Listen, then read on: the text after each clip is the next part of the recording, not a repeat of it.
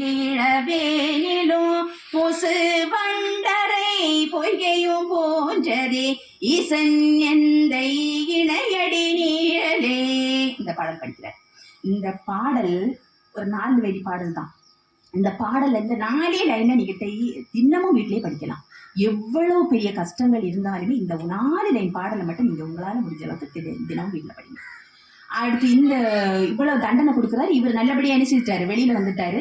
வெளியில வந்ததுல இவங்களுக்கு இன்னுமே தாங்கல. என்ன இவர்கிட்ட இவ்வளவு பெரிய சக்தி இருக்கு, இவ்வளவு பெரிய ஒரு அற்புதம் இவர் பண்ணிட்டு இருக்காரு அப்படின்ட்டு பால் சோறுல விஷத்தை கலங்கி கொடுக்குறாங்க.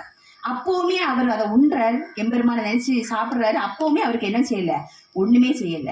அடுத்து அவங்க என்ன செய்யறாங்கன்னா, யானை இருக்குல்ல, அதுக்கு அந்த மதம் பிடிச்ச யானையை இவரை பார்த்து அனுப்பி விடுறாங்க.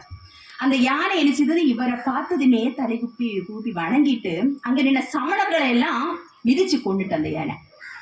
அடுத்து கடைசியாக ஒரு கடுமையான தண்டனை கொடுக்காங்க. என்ன தண்டனைன்னா, அவரை கல்லுல கெட்டி அப்படியே கடலுக்குள்ள போடுறாங்க.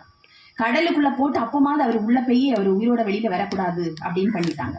இவர் கல்லுல கட்டுனது படகு மாதிரி மிதந்து, எம்பெருமான் அருளால மிதந்து. அப்பதான் என்ன பாடல் படிக்கிறாருன்னா, அந்த கல்லுல கட்டி கடல்ல போடும்போதான் சொற்றுணை வேதியன் சோதிவானவன் பொற்றுணை திருந்தடி பொருந்த கை தொள்ள கற்றுணை போட்டியோர் கடலில் பாய்ச்சினும் நற்றுணையாவது நம சிவாயவே. அப்பவும் அவர் நமச்சிவாயின்னு உள்ள மந்திரத்தை என்ன செய்யல, விடவே இல்லை. அப்பவும் சொல்லிட்டே இருக்கார். இந்த பாடல்கள்லாம் அருமையான பாடல். இது இந்த பாடலுக்கு